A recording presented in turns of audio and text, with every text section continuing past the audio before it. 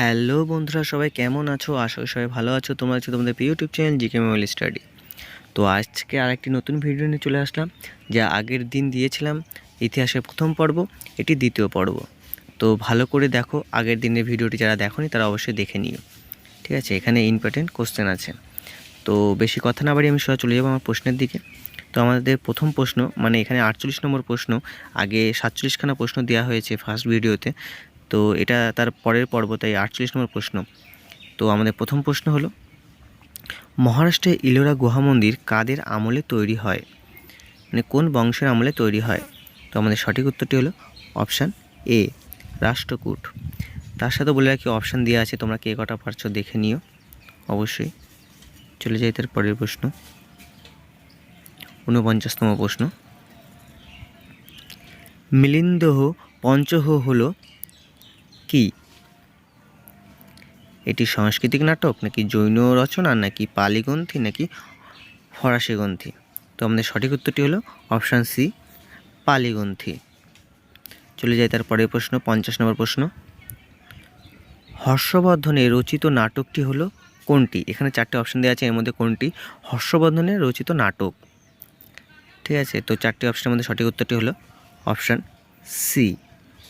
আর এর সাথে মনে রাখবে, এই হর্ষচরিত, কাদম্বরী এগুলি বাণভট্টের রচিত। চলে যায় তার পরের প্রশ্ন, 51 নম্বর প্রশ্ন। বর্তমানে কোন অঞ্চলে সাতবাহন রাজবংশের সঙ্গে জড়িত বা সাম্রাজ্যের সঙ্গে জড়িত? তো সঠিক উত্তরটি হলো কি? Option B, Andhra Pradesh. চলে যায় তার পরের প্রশ্ন, 52 নম্বর প্রশ্ন। ভবভূতি হলেন কি? মানে তিনি ব্যক্তিটি কে? তো এর মধ্যে 4টে অপশানের মধ্যেই তোমার সঠিক উত্তরটি বলো। তো সঠিক উত্তরটি হলো অপশান ডি। ঠিক আছে, তিনি হলেন সবকটি। এখানে সাংস্কৃতিক কবিও তিনি, সাংস্কৃতিক গদ্যকার, সাংস্কৃতিক নাট্যকার, তিনি সবকটি। চলে যায় তারপরে প্রশ্ন, 53 নম্বর প্রশ্ন। কোন রাজ্যের হাম্পির ধ্বংসাবশেষ অবস্থিত? সঠিক উত্তরটি হলো অপশান এ, কর্ণাটক। কর্ণাটকে হাম্পির ধ্বংসাবশেষ অবস্থিত। চলে যায় তারপরে প্রশ্ন, 54 নম্বর প্রশ্ন। নিম্নলিখিত কোন জোড়াটি সঠিক? মানে এর মধ্যে সবকটি ভুল আছে, তার মধ্যে একটি সঠিক আছে, সেটি তোমাদের খুঁজে বের করতে হবে। তো সঠিক উত্তরটি হলো অপশান ডি, ঋষভনাথ। তিনি একজন জৈন ধর্মের তীর্থঙ্কর ছিলেন এবং তিনি প্রথম তীর্থঙ্কর ছিলেন, এর সাথে মনে রাখবে। চলে যায় তার পরের প্রশ্ন, 55 নম্বর প্রশ্ন। গৌতম বুদ্ধ কোথায় দিব্যজ্ঞান লাভ করেন? তো সঠিক উত্তরটি হলো, তোমরা চেষ্টা করো। তো সঠিক উত্তরটি হলো অপশান এ, বোধগয়া। চলে যায় তার পরের প্রশ্ন, 56 নম্বর প্রশ্ন। নিচের দেওয়া কোন বেদে চিকিৎসা পদ্ধতির কথা বলা হয়েছে? খুবই একটা ইম্পর্টেন্ট কোশ্চেন, তোমরা চেষ্টা করো সবাই। তো সঠিক উত্তরটি হলো অপশান ডি, অথর্ব। চলে যায় তার পরের প্রশ্ন, 57 নম্বর প্রশ্ন। বিখ্যাত বৃহদেশ্বরের মন্দির কোথায় অবস্থিত? তো তোমরা চেষ্টা করো। তো সঠিক উত্তরটি হলো অপশান বি, তামিলনাড়ু। চলে যায় তার পরের প্রশ্ন। ড্যাশ সর্বপ্রথম দিল্লির শহর প্রতিষ্ঠা করেন এবং তার নাম দেন ইন্দ্রপ্রস্থ? তো কারা সর্বপ্রথম দিল্লি শহরটি প্রতিষ্ঠা করে? তো তোমরা চেষ্টা করো। তো সঠিক উত্তরটি হলো অপশান ডি, পাণ্ডবরা। চলে যায় তার পরের প্রশ্ন। নির্মের বর্ণিত কোন ব্যক্তি পাল বংশের স্থাপক করেছিলেন? মানে পাল বংশের প্রতিষ্ঠাতা কে? তো সঠিক উত্তরটি হলো অপশান বি, গোপাল। খুবই ইম্পর্টেন্ট একটা কোশ্চেন, অনেক পরীক্ষা এসেছে। চলে যায় তার পরের প্রশ্ন। শকুন্তলা নাটকটি রচয়িতাকে? খুবই ইম্পর্টেন্ট একটা কোশ্চেন, তোমরা দেখতেই পাচ্ছ আরআরবি, আরপিএফ, তারপর যে আরপিএসএফ এর এসআই সব কিছুটাই এসেছিলো। তো ভেরি ভেরি ইম্পর্টেন্ট কোশ্চেন, তোমরা চেষ্টা করো উত্তর দেওয়ার। তো সঠিক উত্তরটি হলো অপশান ডি, কালিদাসের রচিত। চলে যায় তার পরের প্রশ্ন। বিখ্যাত গ্রন্থ কামসূত্র লেখক কে? তো সঠিক উত্তরটি হলো অপশান ডি, ব্যাসায়ন। চলে যায় তারপরের প্রশ্ন, হরপ্পা সভ্যতার নগরগুলি ছিল ড্যাশ ধরনের, কী ধরনের? তো সঠিক উত্তরটি কি? সঠিক উত্তরটি হলো অপশান বি, আয়তাকার, আয়তক্ষেত্রকার। ঠিক আছে, আয়তক্ষেত্রকার। চলে যায় তারপরে প্রশ্ন 63 নম্বর প্রশ্ন, কোন ধর্মের সঙ্গে মহাযান শব্দটি জড়িত বা সম্বন্ধিত? তো কোন ধর্মের সঙ্গে? তো সঠিক উত্তরটি কি? তোমরা চেষ্টা করো। এই বৌদ্ধ ধর্ম, অপশান বি। মহাযান আর হীনযান দুটি সম্প্রদায়ে ভাগ হয়ে যায় পরে। চলে যায় তারপরে প্রশ্ন 64 নম্বর প্রশ্ন, প্রাচীন হরপ্পা সভ্যতার লোথার শহরটি কোন রাজ্যে অবস্থিত? এটি খুবই ইম্পর্টেন্ট একটা কোশ্চেন, ভেরি এটা অনেক পরীক্ষা এসেছে। তো সঠিক উত্তরটি হলো অপশান সি, গুজরাট, গুজরাটে রাজ্যে অবস্থিত। চলে যায় তারপরে প্রশ্ন 65 নম্বর প্রশ্ন, বিখ্যাত সুলতান মাহমুদ বেগাডা কোন অঞ্চলের শাসক ছিলেন? তো সঠিক উত্তরটি কি? সঠিক উত্তরটি হলো অপশান সি, গুজরাট। চলে যায় তারপরে প্রশ্ন, কোন বিখ্যাত মুঘল সম্রাট দিল্লির লালকেল্লা নির্মাণ করেন? এটি অনেক পরীক্ষা এসেছে, ভেরি ইম্পর্টেন্ট। ঠিক আছে, তো তোমরা দেখো, চেষ্টা করো। তো সঠিক উত্তরটি হলো অপশান সি, শাহজাহান। এর সাথে মনে রাখবে শাহজাহান তাজমহলও স্থাপন করেন এবং ময়ূর সিংহাসন। চলে যায় তারপরে প্রশ্ন 67 নম্বর প্রশ্ন, ইলতুৎমিশ তার উত্তরাধিকারী হিসেবে মনোনীত করেন কাকে? তো সঠিক উত্তরটি হলো রাজিয়া, খুবই ইম্পর্টেন্ট কোশ্চেন। তিনি প্রথম মহিলা শাসক ভারতবর্ষের বুকে। চলে যায় তারপরে প্রশ্ন, কোন বিখ্যাত সম্রাট দিল্লির জামা মসজিদ নির্মাণ করেন?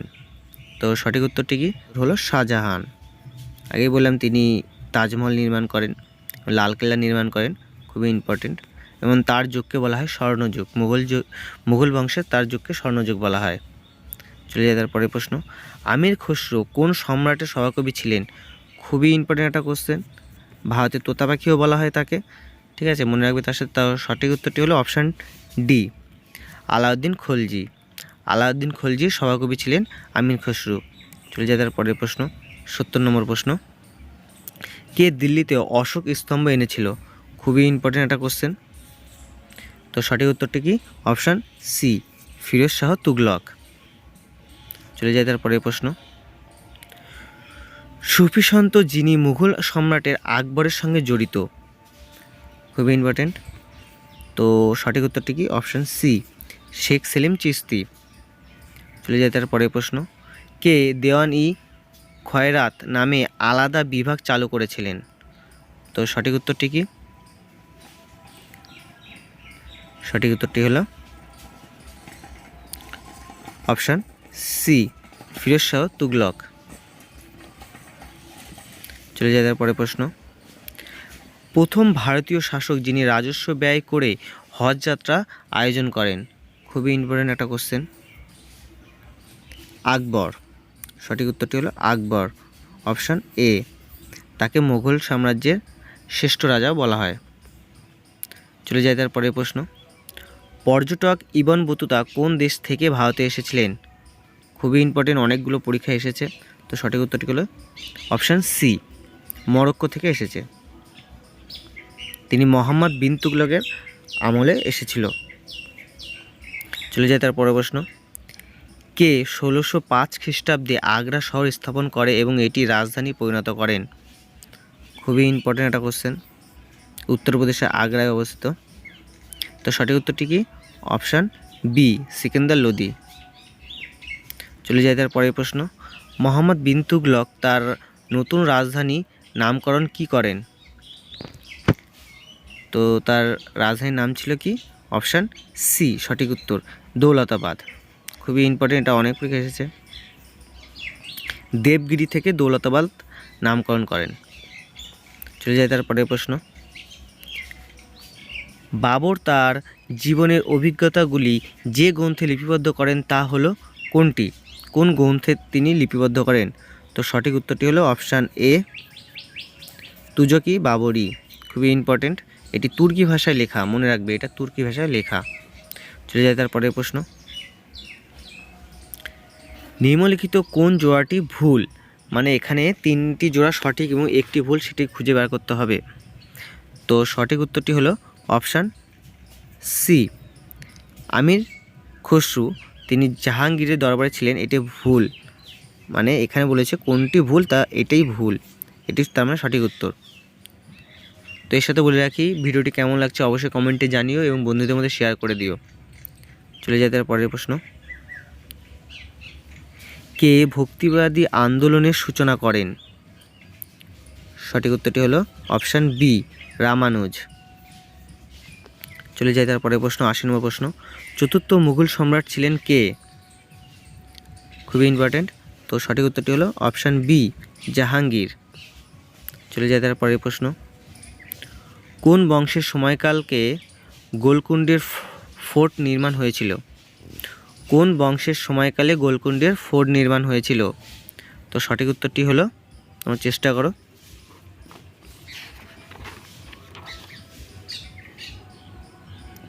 বি। সঠিক উত্তরটি হলো অপশান বি কাকতীয় বংশ। চলে যায় তার পরের প্রশ্ন, নিচে উল্লেখিত কোন শাসক গোষ্ঠীকে সুলতান বলা হতো না? তো সঠিক উত্তর কি? মুঘল। Option C Mughal. নিচের কোন উল্লেখিত শাসক গোষ্ঠীকে সুলতান বলা হতো না? সেটা হলো মুঘল। চলে যায় তার পরের প্রশ্ন, মুসলিম শাসকদের মধ্যে প্রথম কে মুদ্রা নিয়ন্ত্রণ ব্যবস্থা চালু করেন? খুবই ইম্পর্টেন্ট একটা কোশ্চেন। মুদ্রা নিয়ন্ত্রণ, বাজার দর নিয়ন্ত্রণ কে করেন? আলাউদ্দিন খলজি। খুবই ইম্পর্টেন্ট, তিনি খলজি বংশের সর্বশ্রেষ্ঠ রাজা। চলে যায় তার পরের প্রশ্ন, কুতুব মিনারের নির্মাণ কাজ কে সম্পূর্ণ করেন? তো সঠিক উত্তরটি কি? Option C Iltutmish. এবং শুরু করেন কে? কুতুবউদ্দিন আইবক। চলে যায় তার পরের প্রশ্ন, 85 নম্বর প্রশ্ন, মমতাজ মহল কোন বিখ্যাত মুঘল সম্রাটের স্ত্রী ছিলেন?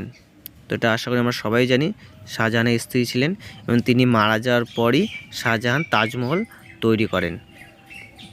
চলে যায় তার পরের প্রশ্ন, খালসা প্রতিষ্ঠাতা করেন কে? তো সঠিক উত্তরটি কি? Option D Guru Gobind Singh. তিনি আমাদের শিখ ধর্মের 10তম গুরু ছিলেন গুরু গোবিন্দ সিং এবং তিনি খালসা প্রতিষ্ঠা করেন। চলে যায় তার পরের প্রশ্ন এবং এটি আমাদের শেষ প্রশ্ন, চৌহান বংশের শাসনকালে দুটি প্রধান শহরের নাম? তো সঠিক উত্তরটি কি? অপশান এ দিল্লি ও মেবার। দিল্লি ও মেবার ছিল চৌহান বংশের সর্বশ্রেষ্ঠ দুইখানি প্রধান শহর। খুবই ইম্পর্টেন্ট।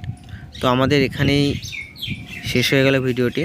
তো কেমন হয়েছে তোমরা অবশ্যই জানিও, ভিডিওটি দেখে কমেন্টে জানিও আর বন্ধুদের মধ্যে অবশ্যই শেয়ার করে দিও। ধন্যবাদ, ভালো থাকবেন।